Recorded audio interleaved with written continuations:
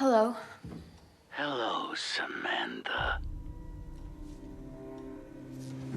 Who is this? Someone who knows your little family's secret. You're the fuck who hurt my sister? Oh, she's not the only one I'm gonna hurt. I had to get you to come back here somehow. Didn't I? You wanna fuck with me, asshole? I'm right here. Come and get me. With pleasure.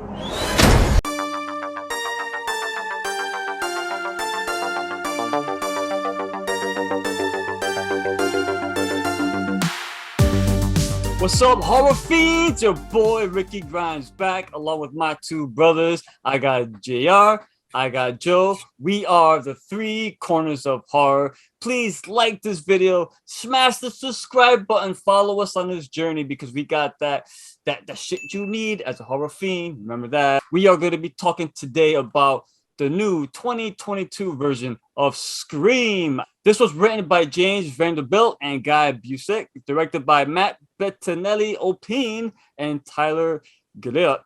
I hope I said that right. If I didn't, sorry guys. But anyway, let's get into this elevator horror. Joe, what's up, my brother? This film here, I know you're a big Scream fan, so discuss this real quick with me. So I liked the introduction, similar to the introduction of the first one. I mean, Scream, we just finished with Charles Rosenet doing the top 10. Scream is on my top 10 horror.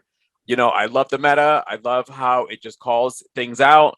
And so repeating the same thing, it was okay with me.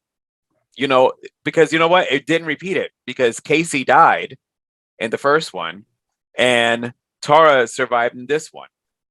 But what I really liked about the beginning part, you know, because it went the same thing with the phone call.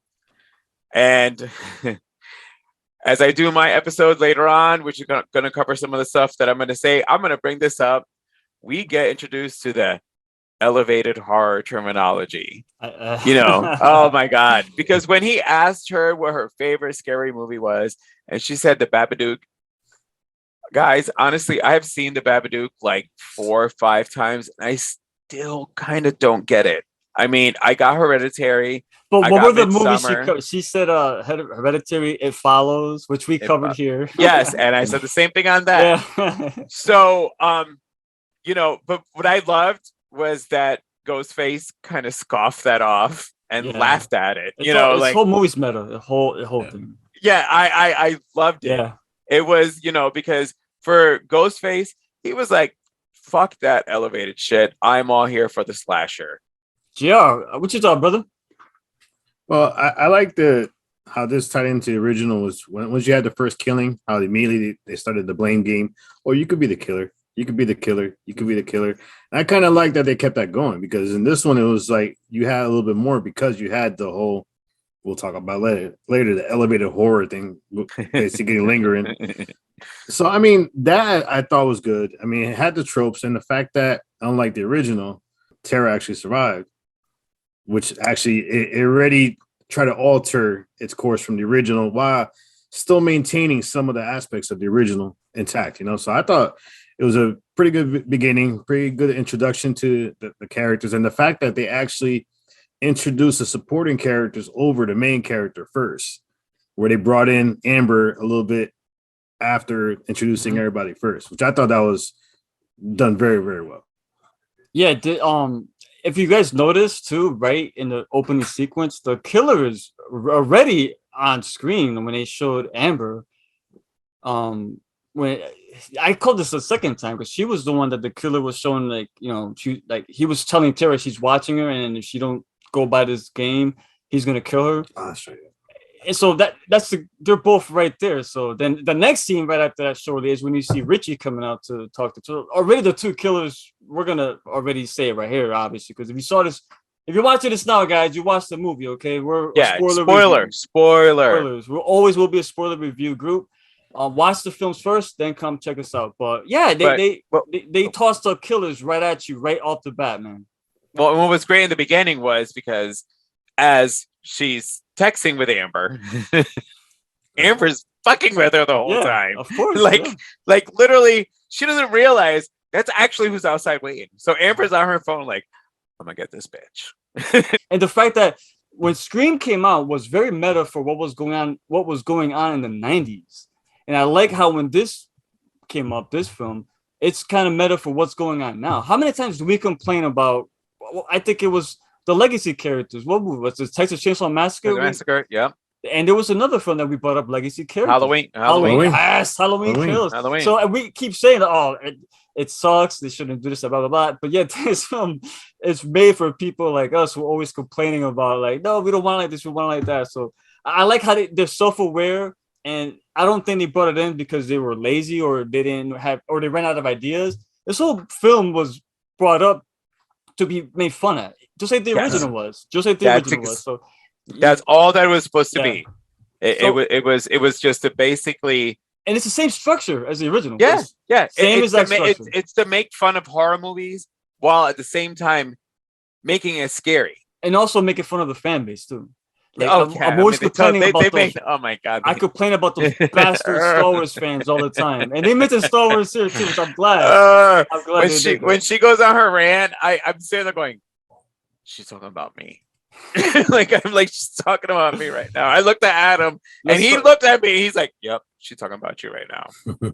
Let's talk about the characters in this film real quick. There's a lot of characters here. Your typical group. You got the couple. You got the two sisters. Oh no, they're not a couple. I'm sorry. There was a couple, but there's also a set of twins, and then there's the girl Amber. I'm gonna say it right now, guys. I'm gonna take credit for this. As soon as I saw that actress, I said, "Yep, she's it." So that was no surprise to me. I don't know. Did you guys know who the killers were before they revealed them? I got one wrong. I kind of did think about Amber, but I kind of leaned towards Amber and Mindy. Mindy, okay. How are you, Joe? Oh no, I guessed Richie from the beginning. I got them both right. I got Richie. Just because a lot of the stuff, the commentary that he was saying, I mean, the movie is all about listening to the script itself. Well, good, Joe. Now we're here. Talk about the characters. Well, so like for me, when you watch the Scream movies, like the script is where you get. It's not about the scenes that you're seeing in there. It's not about like Easter eggs. It's all in the script itself when they're saying it. So yeah, Richie, I figured out from the get-go that he was going to be it. I mean, they didn't do a good job hiding him. They weren't. They kept telling you it was him. Every possible clue they could throw at you, they did. They could have done better because you know what? Billy was kept really well. Yeah. And then the fact that they called it out that it could be the boyfriend right off the get-go. It could have just been done a little better. Getting the second one is where I kind of had a little bit of a hard time figuring out who it was. I guess listening to you guys figured out it was Amber, but what I actually enjoyed, because I ended up watching it 3 times. I like after Adam went to bed, I ended up watching it again and sat there. And if you guys recall, there's a scene when they're at the hospital and Amber and Richie are going back and forth with each other and blaming each other. Like it was at my third watch, I'm like, they're totally sitting there going, "Hey guys, it's us." Look at the characters. You got the Tara and Amber, right? They're not Amber. I'm sorry, Tara and her sister. What's her sister's name? Sam. The main character, Sam. You got Sam. the 2 sisters, right? Then you got Mindy and her brother. I forgot his name. Chad. You got them 2. They're brother and sister. But then you got Chad and his girlfriend. Okay. And then the only other 2 is Richie, who just came into their lives 6 months ago. And then you got Amber, who's like the odd girl out. So if you're going to look at that group, those 2 characters stick out. So I guess if you're putting it that way, yeah, I could have picked up on that. I did it. Yeah. How about you, Gia? Well, I kind of like the 3 characters of Amber, Chad. I mean, we're talking about Amber a lot, but Chad and the twins, Chad and Mindy.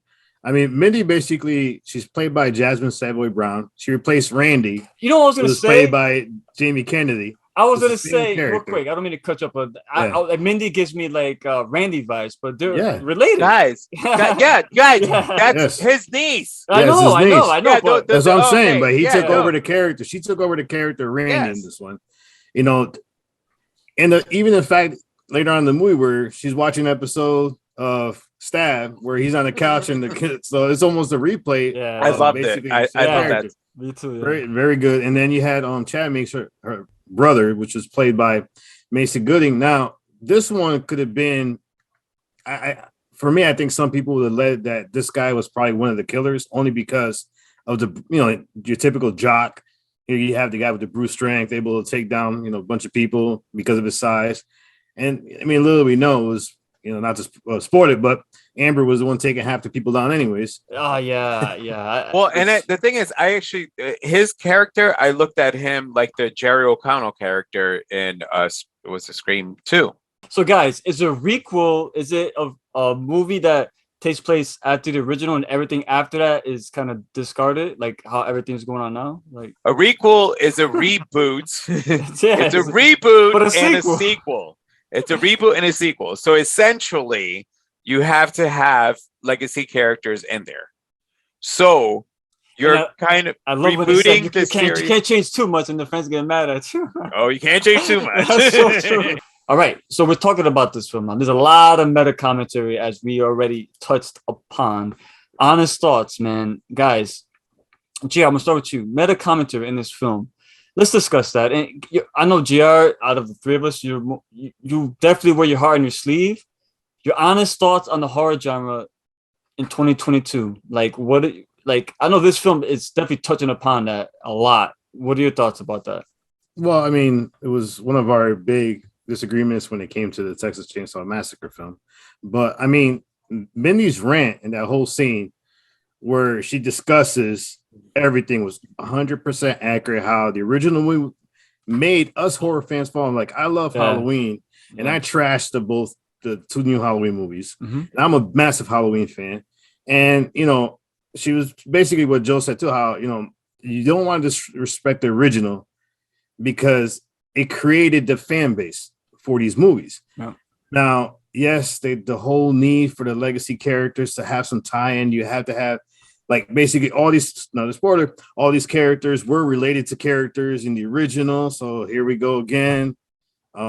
It's just like, and the fact that some of the sequels were given a fresh start. I'll give you examples. Me, I like the first Jeepers Creepers. I thought that was an excellent awesome horror movie. Love it. But then when they went to the second one, I'm like, it started ruining it because it did. 2 and 3. 2 and 3. Three was terrible. No, and it kills us horror fans because us fans, everybody knows I'm a massive fan of Michael Myers. And we're all waiting for that next the face of horror. And like I said in the Texas Chainsaw Massacre, it was time for Leatherface to basically jump into the front.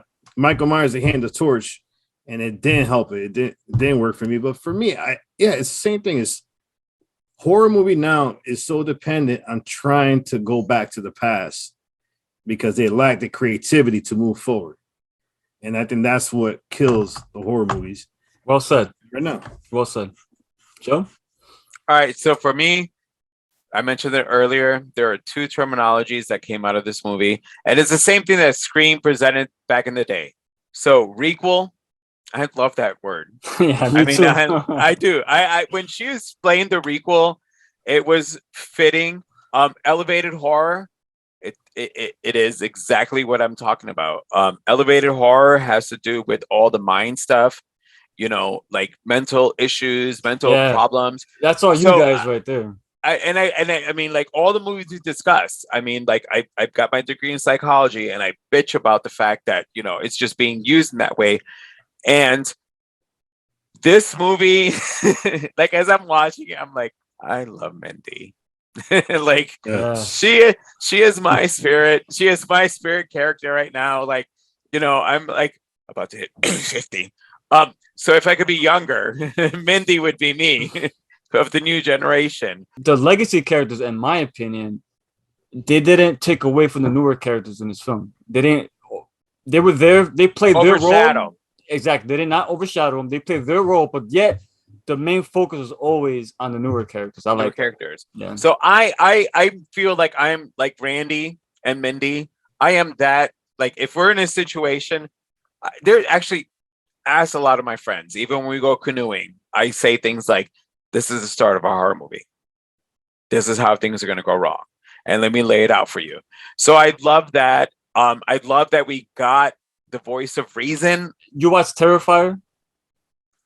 I'm going to. I have read some reviews. It's on my list. If you want something that's not elevated horror, Oh yeah, that's a pure slasher. yeah. If Actually you want goes- pure, Right. yeah, That actually goes a bunch of levels above any movie we've talked about. yeah. All right. Well, you guys still haven't seen a Serbian film, so I'm gonna stay on top you of can't that. compare the two. Come on. I'm gonna stay, but no, I'm gonna do Terrifier. It is on my list. But no, I feel that I'm hoping that 2022 we're going to get rid of the elevated horror. The kills in this film, to me, I love the fact they were all done with the stab. Yes. And oh man, something about that it just makes you like, oh, stop it, stop stabbing them. It's in your kitchen. Yes, The and weapon is in your kitchen. but they don't overly show like that you hear it. So violence. Let's talk about it. JR, the violence in this film, man. Let's discuss this. Well, let's talk about the lead up to one of the best kills in this movie, where we had Wes at home and his mother, Deputy Judy, being called by the killer, saying, you know, your son is gonna basically get killed. Have you seen Psycho? Because Wes is in the shower. She rushes home, and as soon as she's running up the steps, and I mean, I don't care who you are, nobody expected this, for the killer to jump out from the porch, stab her, and basically repeat the stab her. Now you mentioned the stabbing. For me, all the stabbings reminded me of Halloween because Michael Myers always had that knife. I mean, he killed majority with the same weapon throughout all of Halloween. And then once, you know, Judy dies, we go into, you know, Wes in the house. Now, this is where I think the movie did something that I haven't seen before. I think they did such a great thing. And I know Rick's gonna jump all over is the fact that everywhere he moved, you had the score start elevating up. And then when there was nothing there, it dropped down. Like he opened like 3 or 4 doors. He was doing the most basic, mundane task, bro. But they Loved made it. it. Yes, Loved they made it. it so intense. And in every killer movie, we are expecting the killer to be behind one of those doors because that's the cliche trope thing to do. So the fact that he heard the noise outside. Now, this whole thing, his mother is still laying out outside in the front. And he walks to the door. This is when they go a different direction. Any other movie, they would open the door to look outside. He ends up closing the door, locks it, turns around, and there's Ghostface, who stabs him, and then literally stabs him here, and it comes out through this side. And the fact that it was done in almost like a slow motion type manner just added to that. I mean, that was such an amazing kill. Good kill. A lot of kills in this movie were great. I mean, I don't know if Joe will get into it, but the Dewey kill was. I'm gonna get into it. All right. So for me, the violence was actually above the original. The kills were done, and the best word I can use for this were frenetic. I mean, the stabbings was just it was very visceral. One of my favorite scenes in this film actually wasn't a knife at all. It was when Amber pulled out the pistol and shot the girl in the face with it. The girlfriend. Only because girlfriend. we've been seeing stabbings throughout the entire movie, so it was refreshing to see someone get shot in the head and the blood just splatter back on the wall. Like that was that bam moment in the movie. When she was because like, it went away from everything else. She's like, "Oh, I'm not the killer." She goes, "Oh, I know you're not." Pull out that gun. Boom. Like, There it is. Finally. I did like that. I enjoyed that scene too. So what do you real quick overall ending? The thoughts on the ending. GR, go. Well, I mean, the irony was that Amber killed the girlfriend. The Amber gets killed by the same gun used to kill the girlfriend. That is irony. Tara shot her in the head at the end. She did. So. For me, I don't know. Is what the reveal of the killers. I mean, what I did like about the movie is, that it all led back to Stu's house. So it kind of went full circle back to Stu's house. Second watch to pick that up. A lot of the same scenes were repeated. I did have a problem somewhat with the time frame that they had between. It was a major problem because they're at basically Dewey got killed. all of a sudden they're at a party. It's just the See? time frame. The time Yeah. frame was a little too much. He's right. I was like, wow, is it 3:00 in the morning and they're partying? Thank you. That's a big knock I have on it. You're right. And for me, I hated Richie as the killer because I felt like they were trying to do too much with as the original, the killer, Nev Campbell's boyfriend was the killer, and it was too much that they could have went a different route. I don't know. For me, preferably, I did like Amber. I'll explain to you what they could have did more with her. I like the actress a lot. Yeah, she did a great job. But for me, I would have actually have loved for Mindy to have been the other killer, only because you had this person constantly repeating everything, all the tropes about that, and it would have been great to actually have somebody who did that. Be like, all right, now I created the best requel. I think that would have been a little bit more better than Richie's character. For me, he just brought nothing to this, and for me, he kind of like destroyed the ending for me because like when he's getting stabbed repeatedly, and I'm going to explain the con of that scene too, but when he gets stabbed repeatedly, he stops. Oh, what about my partner? Come on, man. Yeah. That was just so bad. The whole, I just feel like the ending could have been so much better. And the Amber character still stood out, and he was supposed to be the main killer, and she got shot, burned. I actually feel that the Amber character was actually it wasn't him. I feel the Amber character. No, that's what I'm saying. That's what we're saying. Yeah, she did more. She should have been the main antagonist. Yeah, Richie came on as the main antagonist with the whole. No, what I'm trying to say is that I feel that Amber came out to be the main. I think that Amber was the main antagonist, and she got Richie to follow her. But if you actually like when you picked it up on it, it's the fact that he's the one that orchestrated everything. It was him that orchestrated everything, and it was her finding out. I thought it was her. I thought it was her too. It was him because the fact that this is why we do this show. The reason I'm saying is because he's the one that found out that she was related to Billy. Okay. So he was the one building this whole thing. And then the only reason she got into the mix of it is because she found out her parents bought Stu's house. So that's where her parents bought. Okay. Yeah, see, I thought that when she moved in there, she figured it out. No, she didn't. Moved She into found Stu's out. house and then moved elevated from. As I said, like this is why we all do this, though.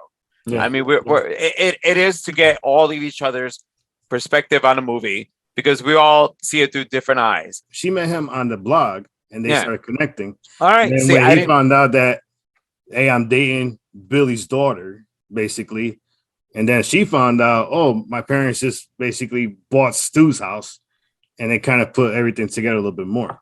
All right. So when I rewatch it again, I'm going to rewatch it through your eyes because, like I said, like I think Rick understands what I'm saying. Yeah, I get it. Is that I thought that it was her got the house, and she thought this history, and then she but I think actually now that you say it, it makes a little more sense.